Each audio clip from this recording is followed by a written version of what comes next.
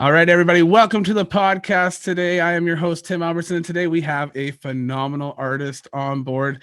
This man won CMAO Rising Star Artist of the Year last year and is back up for Male Artist of the Year and Album of the Year. Please welcome to the podcast, Aaron Allen. Aaron, thank you so much for coming on the show, my man.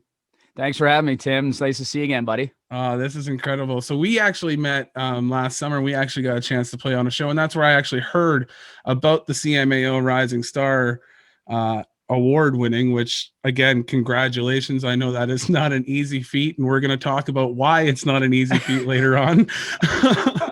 Yes, it's not. But for people who don't know Mr. Aaron Allen, can you give a brief bio of yourself, sir?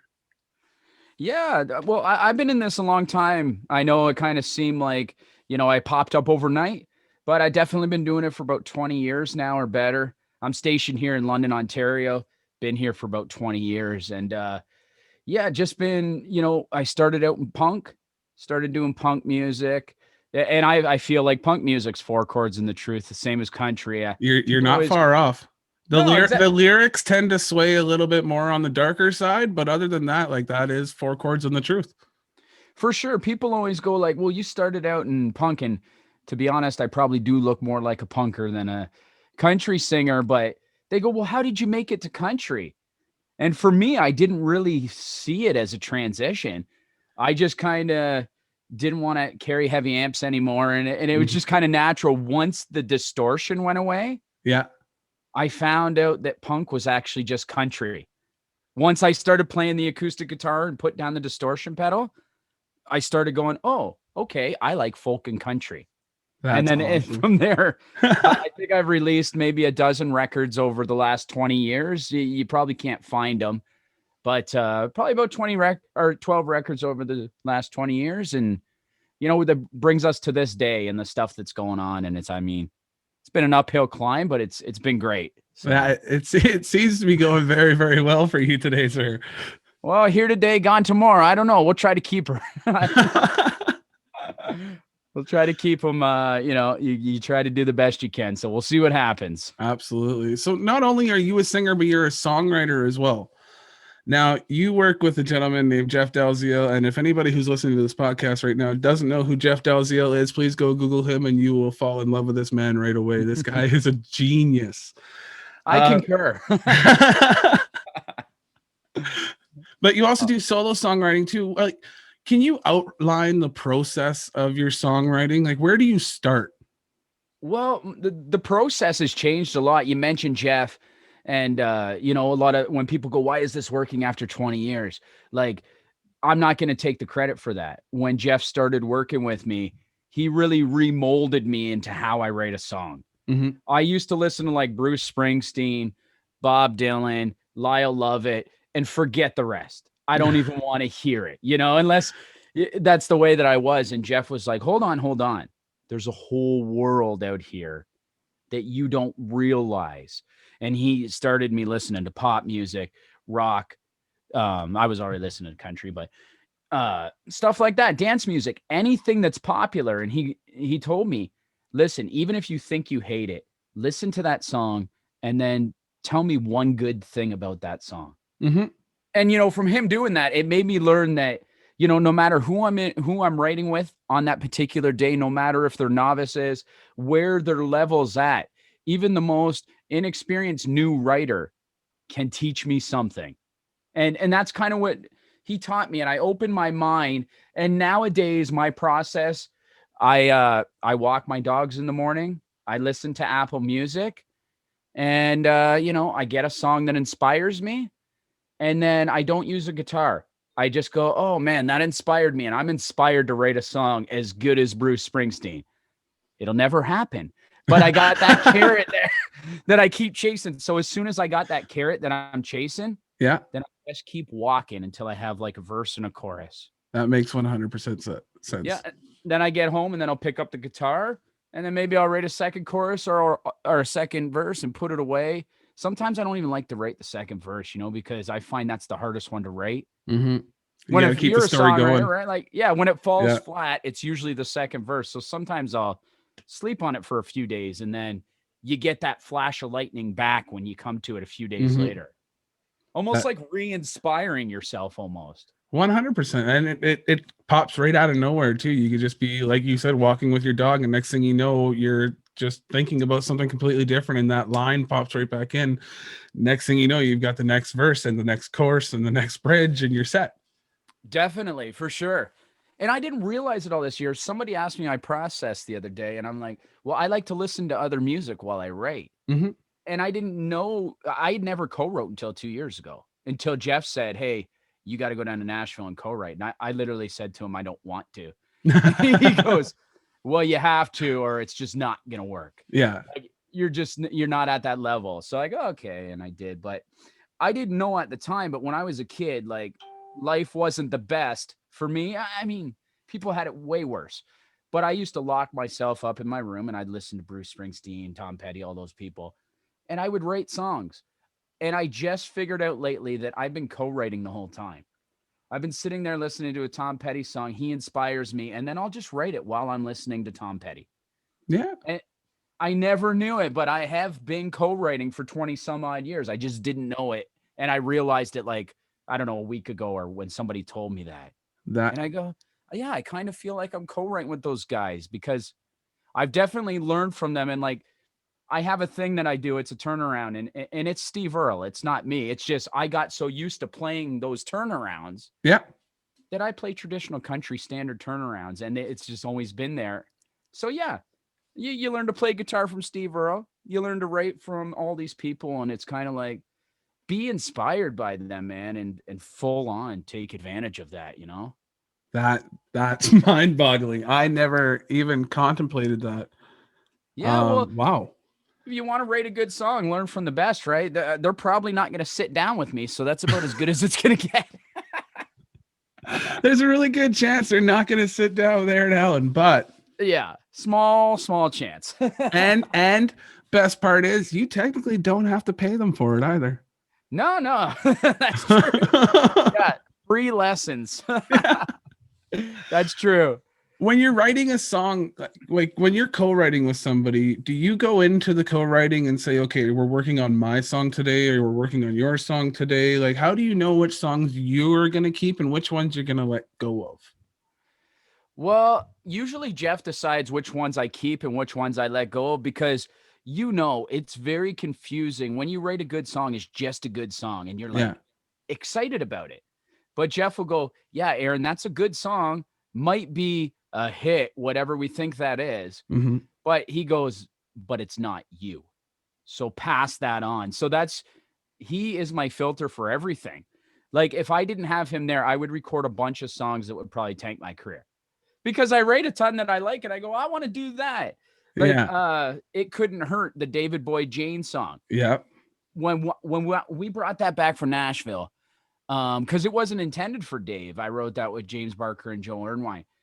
And when I brought it back, it wasn't intended for Dave at all. And I go, hey, I love this song. Can I cut this, Jeff? What do you think? And he's just kind of like, well, you don't drink. So why would you cut this song?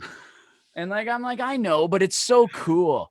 And he's like, no, you can't do that, man. I got to keep you honest. And he keeps me honest, like, so it's good to have him. But when you're writing songs in that room, you're just excited. And I think that's hard for an artist. Like, when you get that fire, you just Oh want yeah. to cut that song right after you get out of that right. Yeah. But it's kind of nice to have somebody there who has clarity that goes, no, that's not you. How come you couldn't see that? But I'm writing for so many other people too that it's hard to realize that. And it's funny you asked that lately. Are we writing for you? Are we writing for me? Are we Mhm. writing into the air? Over this COVID thing, I've written hundreds of songs and co-writes. And now that we've kind of gone through this thing and there's been hundreds now, I had a song written with Jason Benoit the other day and I didn't know who the song was for. So I text him and I just go, hey man, putting it on the table. Who's this for? Yeah. And now when I'm writing with people, I'm like, who's this for? What are we doing? What are the statistical chances that this is going to work out? Hmm. And then I'm finding when we create that, you're probably going to have better chances of getting a cut because you're thinking about where it's going. you Yeah, know. you have a better direction on where the song needs to go. You have their music behind it, what they're used to as well. For sure, for sure. And if I'm writing for another person and I know who that person is, that gives me the time to do the research. But if you don't tell me and it's just up in the air, I'm not going to research it. But like, Hmm. I've been writing with Nice Horse lately, and they're great, great women, amazing writers, great to work with. So I really wanted to get in that room and write something that they would care about. So when I knew I was writing with them, I went and listened to their catalog, and I did Hmm. the same thing that I do with Tom Petty. While their song was on, I just started writing. That's And then when awesome. I got in with them, it kind of sounded familiar to them, I guess. But I like to know that ahead of time because I would like to bring a nugget that I think fits you. And sometimes when I put that nugget forth, they'll go like, "No, that's not good." Like that. Sometimes that happens too. But I feel like if I do my research, it's usually like, "Oh, here I got this nugget for you. Yep, Hmm. that's good. Let's do that one." Absolutely. Instead of getting in the room and going like, "Okay, what are we doing here?" It's COVID. Let's write about COVID. What do you write about? I like to have a little bit of a direction, right? Yeah. Yeah. That makes sense. Has there been somebody that, well, not to name names, has there been somebody that you've worked with that you're just like this, we just can't mesh together? And on the flip side, is there somebody that you would love to work with, past, present? What would it be that you would want to work with for songwriting? Oh, totally. Yeah. And getting in as much rooms as I do get into, that happens all the time.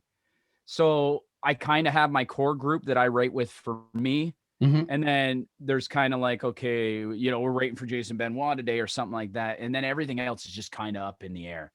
It kind of just comes through and whatever happens with it happens, right?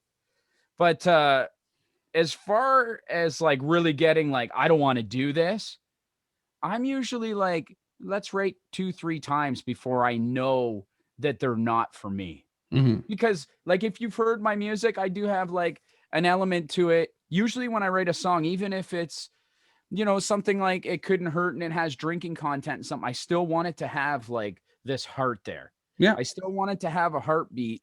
So I'm just an emotional guy, I guess, but it's always got to have that there for me. So that being said, when I think about writers I want to work with, obviously somebody like Donovan Woods hmm, would be amazing. Um, I really love Tennille Townes. I would her, love to do a duet. yeah, yeah, Like her I music like that. yeah, It hits you in the feels. Every single song. It doesn't matter if it's fast paced, slow paced. Like every single song just hits you right square in the heart. exactly. And because it's nothing but honest. Yeah. Like it might not be, 125 beats a minute or Mm. whatever we're looking, or 140, whatever. But I mean, it sure as hell hits me in the heart.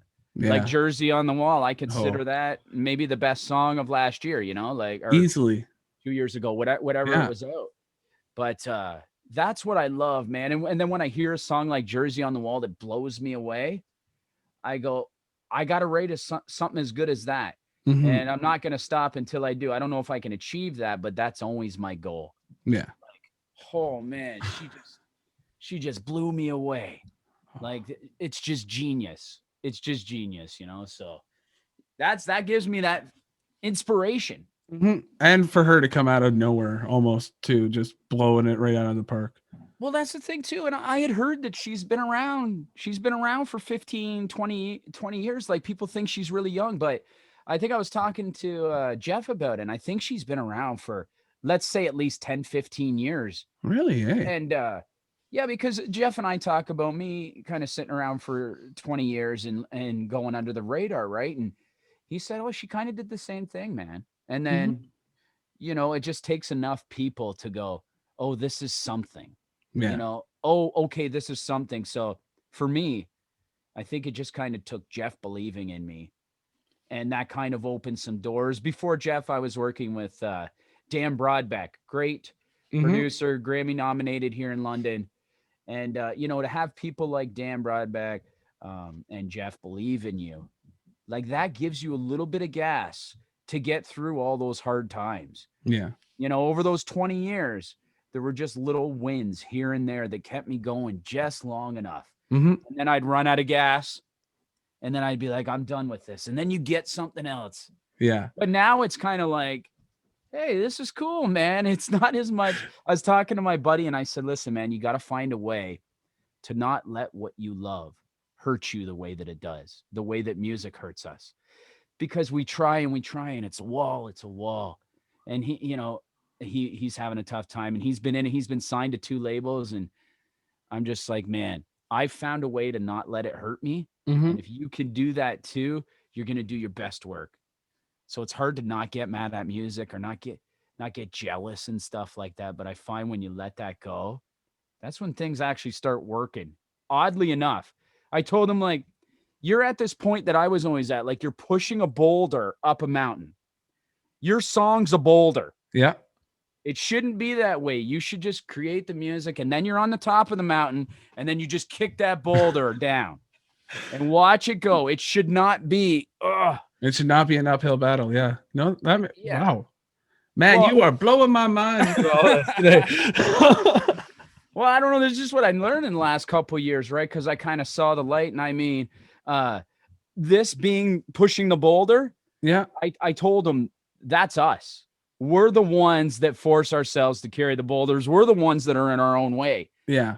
That's all our fault. Mm-hmm. It's We not set because- ourselves at such a high standard already that we anticipate something to happen. And like you said, we're pushing and pushing that boulder, and no matter what, and even if we reach that pinnacle, well, then there's that next pinnacle to go to. So there's that next ledge on top of the mountain to go to. And For yeah, sure. And do you ever make it, right? Like if you made it, I think you would stop. Like mhm. for me, I remember getting, I don't want to get into anything, but I remember a publisher that didn't like what I do. And they were vocal about it. Like people think when you get to another level, like you get a lot of good compliments and stuff. I've probably been told I suck more than ever. Right. But like, yeah. Now those people have a platform too. Yeah. And I'm like, I know I suck. Like You don't have to tell me that. I could always be better.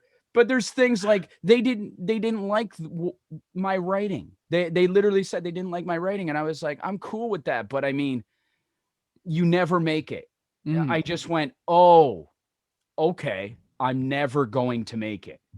That's just the reality of the situation. I'm just always going to have to keep my foot on the gas and fight. Yeah. And that's okay. That's okay. We're willing to do that. But I mean, we kind of go like, oh, if this happens, we've made it. Mm-hmm. If that I can tell you what's happening right now. When I was a kid, I would have went, I made it. But now that I'm here, I go, I don't know if I've made it. I still got plenty of way to go. So I don't know. Fair We'll enough. see. Well, hey man, I mean, you're making it one hell of a way, and I feel like that boulder's like getting pushed by a lot of people. Well, that's a tough spot to be in, man. And to be in there for 20 years, like, I mean, you got to let that boulder go. Yeah, see, and that's one thing that I'm learning right now is if you look on Facebook and you look on social media, you would see maybe a post here or there in 2017 from your music. I can't even remember the group that was behind you at that time. I remember seeing the cover. Small City Saints. That's it. Yeah. Yeah, So, you like, can't find much. Yeah. So I saw that, and then like it pops right into 2019. So anybody who sees you on social media thinks you're an overnight success. So to hear that there was 20 years of like pushing and grinding and everything, like, well, 20 years of building the brand too, right? Like learning and building the brand. So I guess I'm just a slower learner, and it took me 20 years to build that brand.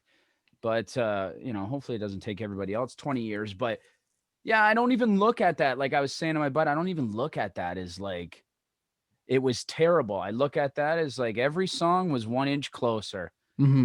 And I've released over 100 songs over these 12 records. And I mean, each one that you thought would hit didn't hit. And the records just kept coming. And you just get sad and you just get more broken. And then you write sadder songs. And then you go, why doesn't anybody want to hear what I'm doing? Oh, because I'm writing sad songs that make everybody cry. Like, and then I have a whole CD of depression. Yeah, exactly. And that's the lifestyle, right? It just keeps putting you down and Yeah. putting you down. But if you're in that kind of mode, are you going to write the best music that you can to give to the world? Probably not, right? So when you kick that boulder out of the way and you take all the weight that you've put on yourself Mhm. away, then it's like the true art can come through. That's how I feel. The true art comes through us. And because I don't feel like I write the songs, the good ones just kind of go through you. Just kind of pass right through. Yeah. Yeah. No, I'm very much the same way. I feel like if a song is gonna have, well, it doesn't need to have success or it doesn't need this for success, but I find the ones that people seem to register the most with are the ones that I literally wrote like 5 minutes. For sure. And Like you didn't I even had the think about course. it. You Yeah. yeah. And it was just boom, boom, boom, boom, boom, done. Yeah, how the hell does that happen? I think my theory is we're always in our way. And for some reason for that day, you didn't think. You didn't overanalyze your whole entire life like songwriters and musicians tend to do. Mm-hmm. Analyze every word, whether they're going to like it or whether they're not, or whether it's cool enough. If you can do that for 5 minutes and let that song flow through you, man, it's a magical experience, right? When that happens, like And what then just like this, happened? right? Yeah. And then boom, thank gosh. Boom, it happened. But like people always go, oh, why did that person write an amazing song and then their second single tanked and they've never been able to get it back? Mm-hmm. Because it ain't easy. Like it's not easy. Yeah, and especially I mean with your album that we're about to talk to, I can just imagine. Well, that's the thing too with this album. Like I didn't know what to put out. So I just put out stuff that was important to me, stuff that meant something to me and my story behind it and the fact that other people can put themselves in that position and feel that song is like, whoa, man, that's an amazing experience for me as a songwriter to connect. Mm-hmm. Unreal. So yeah, Highway Miles done more than I ever thought it would do. That's for sure. And it's an incredible album, 100%. Like you can feel heart and soul in every single note that you play in that song. Oh man, thank you. That means a lot. That's what I'm trying to do. Just keep it honest. That's all I know how to do, right? Well, I mean, honestly, it seems as though you've hit with a bunch of people, man. Highway Mile is nearing 4 million streams now. That's So let's crazy. put that into perspective. I live in a city of 130,000 people. Yeah. So Wow. if I'm trying to put myself on the spot right now with the math, that is a lot of my cities Yeah. listening to your album. Definitely. Well, that always blows me away. And we were talking before we came on here, and Apple has been a champion of mine. George and Aaron over at Apple. Holy cow! And what a blessing to have people that are in that position that believe in you. Mm-hmm. Like sometimes those people believe in you more than you believe in yourself. And I mean, the gas that you get from those little wins is insane. So make no mistake, Apple has been great to me, and I'm glad they like what we're putting out. So we're gonna keep trying to put out that and keep the brand going. And we're coming. We got 2 new songs already done, so I can't Ooh. wait for you guys to hear. We're just doing a little something different. It'll Can still we sound like Aaron. can we have a little taste? Like maybe what's the song's about? Yeah. There's a song called "Just Getting By," and that one's pretty simple, man. It's just it. Okay, I'll tell you a little bit of the story and why I wrote it. A label called me, and we were talking about money, talking about signing and everything like that. And I listened to it and I go, okay. And I got off the phone and I thought, you know what? I'm just okay with just getting by. And then I don't need the millions of dollars or whatever, or this dream of fame. I'm doing okay. So Mhm. I don't need to make any moves right now. And I'm okay with just getting by. And then that's how the song transpired. That's awesome. It doesn't mean I don't want a record deal or something like that. But you know what? At the end of the day, I've always just been kind of cool with just getting by. Fair enough. Yeah. Yeah. And I mean, with the record deal and everything comes a lot of commitment. And with your single, The Highway Mile, obviously the title track about being a family man, I mean, that would also take away from family time. Oh, for And sure. yeah. And So, like the whole family's on board. They're all on board with me taking off and going there. But I mean, it's got to be for the right reasons. If I, sign a label right now, like I don't work. This is what I do now. I do music. I work more than I've ever worked, but I mean, like I don't work my regular job anymore. I used to be a tattoo artist. Yeah, I But want to talk about that later on too. oh, for sure. If I signed and I lose, some of my money, I'm not going to be able to stay here and do what I do.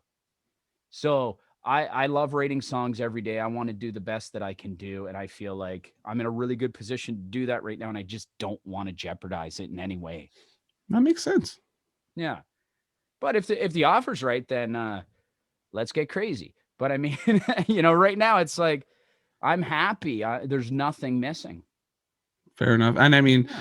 Amy, your wife, is an incredible artist all on her own accord too. So Thank you. I'm yeah, pretty proud of her, buddy. Like, man, like her, I had listened to you on In the Country with Dave Woods, and you were speaking about her. So I went and I took it out and I took a listen. And man, if you guys get together, like that's a power trio that ain't gonna stop ever.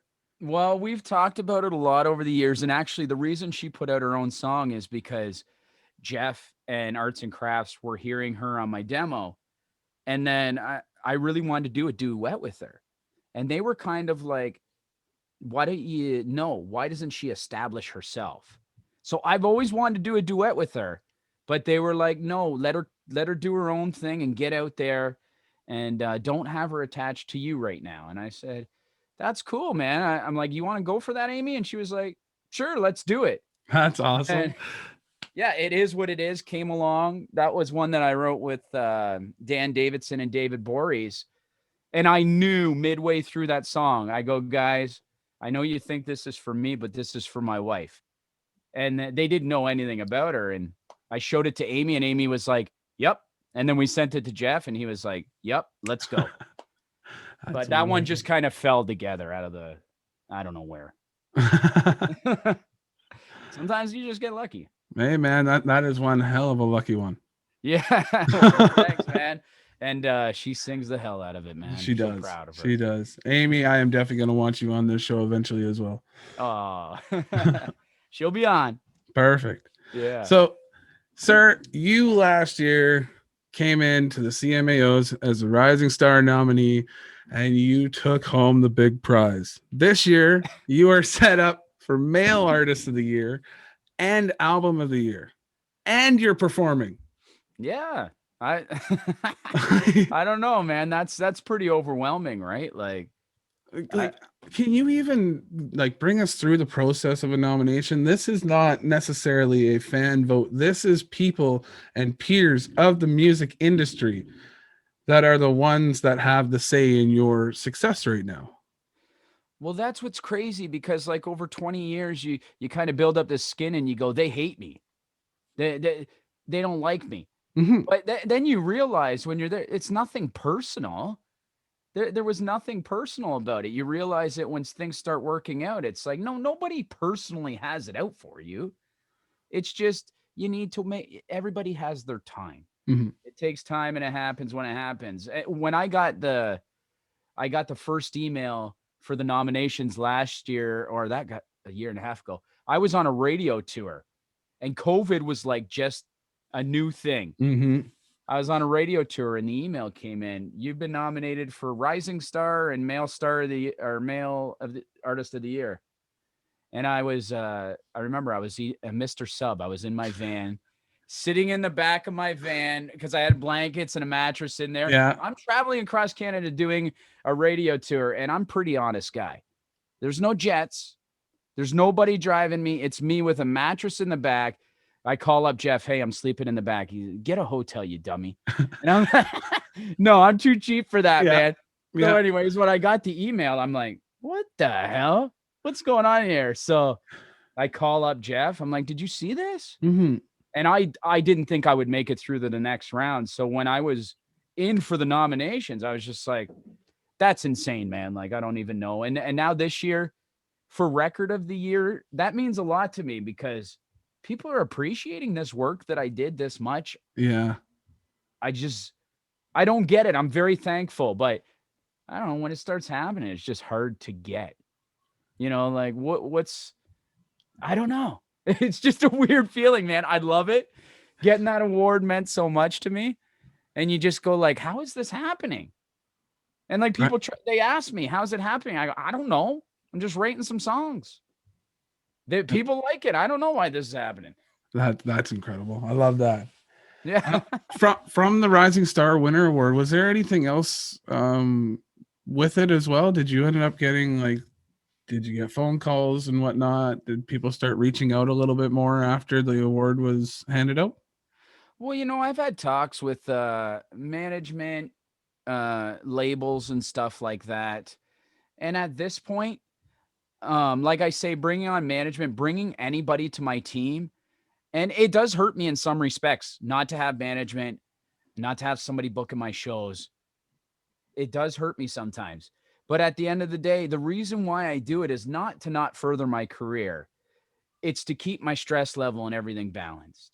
It's to go, I'm in charge of this stuff. I can't really afford to give you 20% of my wages. So I'm just going to do it myself, make sure everything's the way that I want it until I can't handle it anymore. Yeah. And then if it's like I'm driving my wife crazy because I'm so stressed out, then I'll get a manager or something. But like I say, giving up any percentage right now, and I'd be back to work soon, I think. Mm-hmm. So I got to live off those royalties. Plus, I got to make new music. And that's tough. Especially Yeah. these days, we're not doing the live thing, right? Yeah. And even like the CMAOs, even when we had those last year and I won, like there wasn't an industry party. There was none of that going on, obviously. Yeah. That makes a lot of sense, actually. Yeah. So we've Yeah. been kind of on pause. There's no handshaking going on. No, hey, I'm Aaron. Nice to meet you. Mm-hmm. None of that's happening. But for some reason, it still feels like I have moved a little more forward this year, which I'm so grateful for. But yeah, when the world opens back up, I'm anxious to see what'll happen. What kind of opportunities are there? Yeah. Because there's not much to take advantage of right now, to be honest. You know that being a musician Yeah. too. Yeah. Most doors are closed right now because of what's going on in the world. So, Yeah, and it is what it is, and we try to make money where we can, mm-hmm. and hopefully we get back to it soon. 100%. Yeah. So you're performing this year. Is there a little bit of tidbit that we can get on what we can expect from your performance? Unfortunately, it's been pushed back to September now, but Well, see, I think I was gonna do Can We Go Back, but now that it's pushed back to September, maybe Just Getting By will be out. And then if that's out by then, I would really love to get that going. It's a summer jam, and I'd yeah, love to play that. So I think it's gonna be based on when this new single comes out. perfect. Is this going to be a live stream uh thing as well, or are you actually getting to perform on stage? Getting to perform on stage like last year, it was all a drive-in thing. Mm-hmm. And then they just kind of had a little section that was there was only 50 artists and photographers allowed in this one section. So I don't know what they'll be limited to this year, but I'm supposed to play the New Faces show, which is usually out in a parking lot Okay. or something like that. And then I'm playing the actual award show. So as far as I know, we're doing this in real life. Oh man. Yeah. Uh, Can you believe that? We're doing this in real life as far as far as I know. can you tell me how the stage smells? Yeah, I know. I miss it so much. It's insane. And the thing that scares me is like I haven't played in forever. I Mm. sure as hell hope the first time I get back playing is not September the 5th. On I'll the be all CMAO practiced up, but stage. I'll be all practiced up, but I'll be sitting there a month before by Yeah. myself, right here practicing. Full band? Yeah, it's a full Nice. band. Actually, we're gonna play with the Western Swing Authority because Oh, they're the home band there. They're the home team, so it's like, yeah, that's get a it. chance to play with them. Sure, let's Right? do it. Yeah. Sign Yeah, me up. for sure. For the New Faces, we'll have a full band, but that'll be, my players on that side of the coin. Look, do you have a setup of musicians behind you, or do you kind of pick when you need? Well, with this COVID thing, I lost a guitar player. He went to Vancouver because we shut down here. Mhm. He had to go to Vancouver to work. He couldn't get any guitar work here, so he's gone. He moved back to Vancouver. So for that show, we're going to use Chris Bray. He plays with David Boyd James, who I've Yeah, wanted yeah. to play with Chris Bray for a long time. So I'm stoked to do that. But I kind of have a little Rolodex of people that I call when needed. Okay. Yeah. Which Nice. is, yeah, it's been kind of a revolving door over the years, but I kind of have a base band right now. Wicked. Mm-hmm. All righty. So, Mr. Aaron Allen, sir, I cannot believe that I got an opportunity to sit and chit chat with you today. Oh Oh, man. man. Ever Anytime, brother. ever since the summertime when I got to hear you and just you and a guitar on a laptop was magical. Really? Yeah, like I was sitting there and I literally like pulled over my girlfriend and the kids and I was like, come on, go sit here, sit here, sit here, listen to this guy. What? Yeah. And Man. man, it was incredible. Well, And then thank for you. you, and then I went on and I found you on YouTube and I found the Sirius XM where you went into there and yeah, That like was cool. Yeah. and even today when I promoted today that we were gonna sit and chit chat today, like your group, your core group of fans, all of them down there, like Tim, you're gonna enjoy talking to Aaron today. This guy's got a heart bigger than Canada. Uh, I did read that. I did. Yeah, Was that Charlene that said that? Charlene? Yeah, yeah, it was Charlene. She yeah. said he's got a. I don't know if that's true, Charlene, but thank you for that. I appreciate that, man. You know what? Like, I got the vibes on there too that you're a good dude. And a lot of this now, you say when you get in a room and you're working with people, a lot of this is like, I like you. Mhm. Let's work together. And, if I remember the first time working with Phil Barton, I was so scared. This is crazy. Phil, you've written so many hits, and it's just like, hey, man, he set me straight. I'm just a human here. We're just writing a song. And from that day on, I went, oh, yes, nobody's famous. We're all just trying to do our thing. Yeah. And I don't care if you're number one, let's hang. If you're a nice person, let's hang. Hey, but I mean, like, if you're number one, we can hang a little more. I'll hang with you whether I'm number one or 72, like I usually am with Good Place to Start. Hey, you always got to start somewhere, right? Oh, hey, man. 4 million streams, sir. You can't go wrong with that. You can't go wrong with 4 million streams. No, I'm pretty happy about that, man. Oh, But man. I don't know. I'll always stay humble, and yeah, let's keep in touch for sure. Gladly, Yeah. 100%. I would love to work with you. Well, So, let's do it, brother. Aaron, I wanted to put one more thing here. I read your braintumor.ca quote that you did, and if anybody has a chance, just Google search Aaron Allen, braintumor.ca, and you will find this incredible write-up. Something that really stuck with me is something that you wrote in there, and it's just one simple line, but it is 100% accurate. Events in our life shape the outcome. Wow. Yeah. And it has for me, and I think if you don't look at it that way, then you're going to live a really hard life. And the reason I wrote this brain tumor article is because my mom did die from a brain tumor. She was sick 15, 16 years, and I think she died when I was 26 or 27. I'm not very good at math. But I mean, after she died, I really saw the light, and I really went, hey, man, because I think she was 46, 3 days before her 47th birthday. So I was like, man, this could happen to any of us Mhm. any day. And after she passed, I just vowed, like, I'm not going to work in that factory anymore. And I left the line. I remember the day that I left the line. I worked there for 4 years, and it was just like, I'm done. Yeah. And they're like, what are you talking about? And I'm just like, I'm not doing this anymore. I'm just done.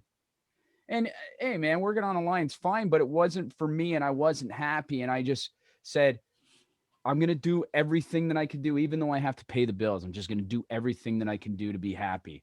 So all that stuff that happened shaped me into what I am today and allowed me to have the vocabulary, of words built up from either trauma, good times, and pretty much just hard living, Mhm. and yeah, I've seen my fair share of drinking. I don't drink anymore, and I've done a lot of stupid things. So just living life, right? So Yeah. all those things that they do shape who you are. And if you don't embrace those, and like, there's things I wish I didn't do. People look at me and think, they go, "Oh, Aaron's a nice guy. He's got a heart of gold." It's because I wasn't always that guy. Hmm. I could tell you that I wasn't always that guy.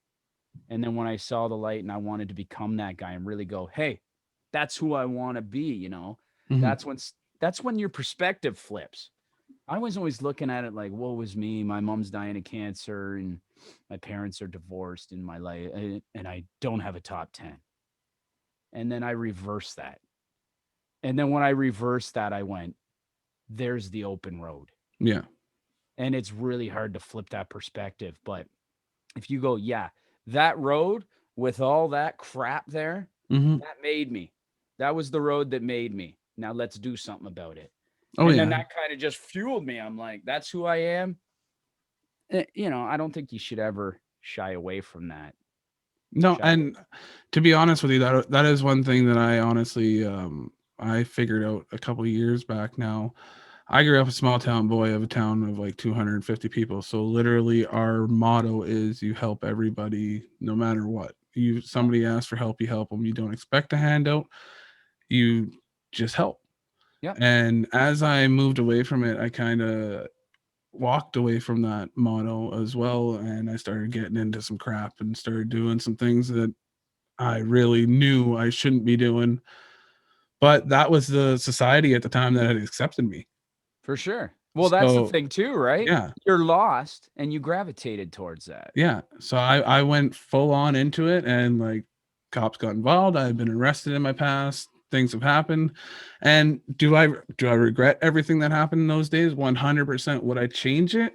Probably not, because of where I am today. Now I've seen that image and I've seen where I have been, Yeah, and now I see where I've come. And no matter what, that will always be the silver lining for me.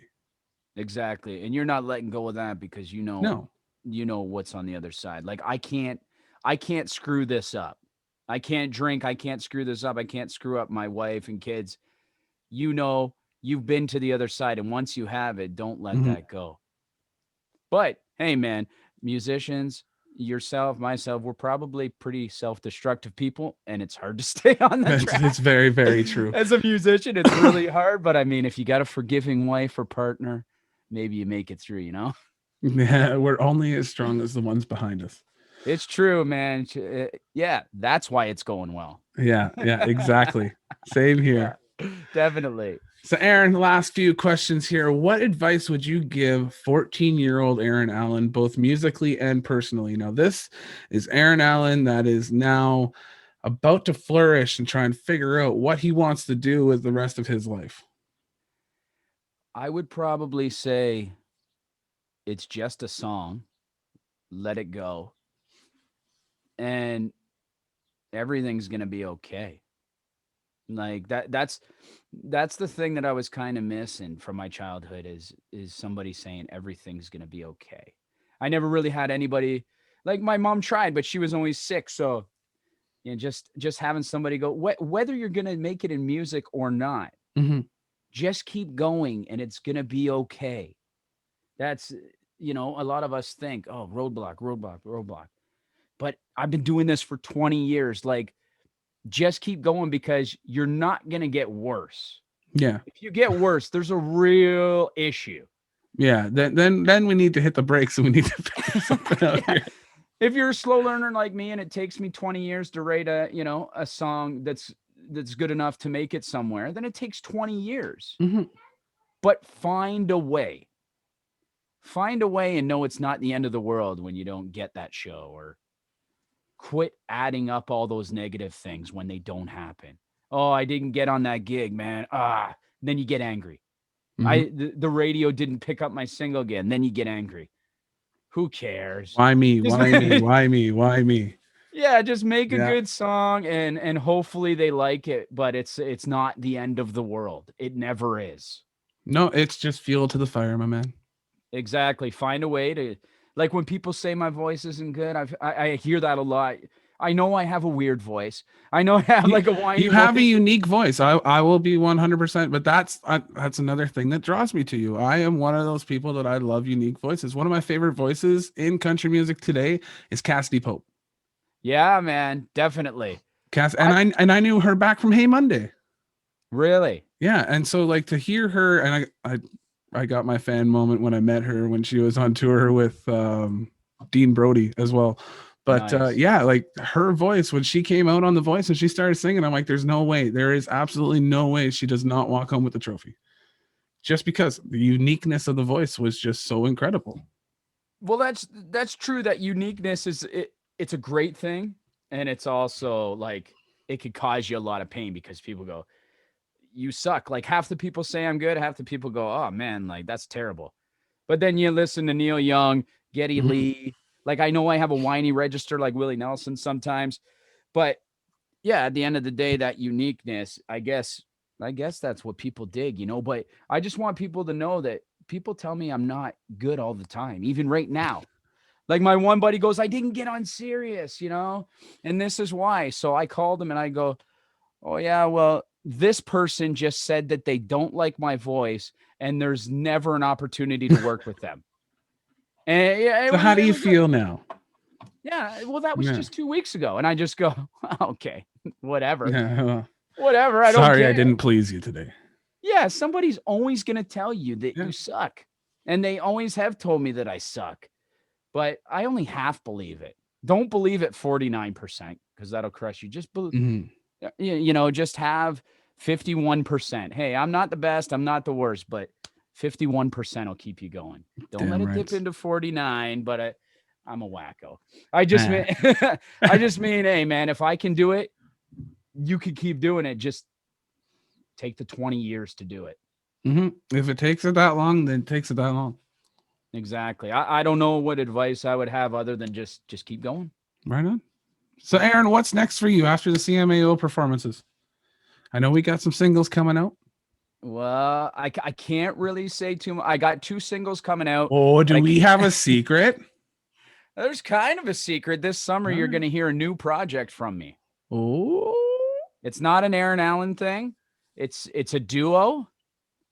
That's about all I'm going to say, but you're going to hear a single from this duo probably this summer. And if everything goes right, like we're 3 songs in, we might have an EP for you soon. that is incredible. I'm excited for that.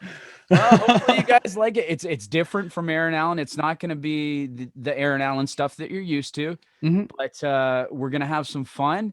And Aaron, trust me, Aaron Allen's going to keep rolling. Yeah. So weird saying Aaron Allen. That's me. But that's the name of the band. Like my stuff's going to keep rolling, but there's something really cool coming. At least I think it's cool. That's awesome. I'm super excited. Yeah. Aaron, if people are brand new to your music today, sir, where can they find your music at? If you could kindly just Google Aaron Allen music, then you're going to find it all. You're going to find your Spotify, Apple Music, and you're going to find websites, Facebook, everything's just Aaron Allen music. Wicked. Thank you so much for coming on to the podcast today, my man. Thanks, Tim. Please stay in touch. It's been a pleasure for me. 100% will do. Thank you. Thanks, brother. Hey guys, Tim Albertson here, host of the Canadian Country Music Podcast. And if you like this episode, we got plenty more. Come check us out. Just search the Canadian Country Music Podcast on all major streaming podcast platforms. And I will see you guys there. What do you think, Trace? Tracy seems excited. You should be too, guys. Take care. Mwah!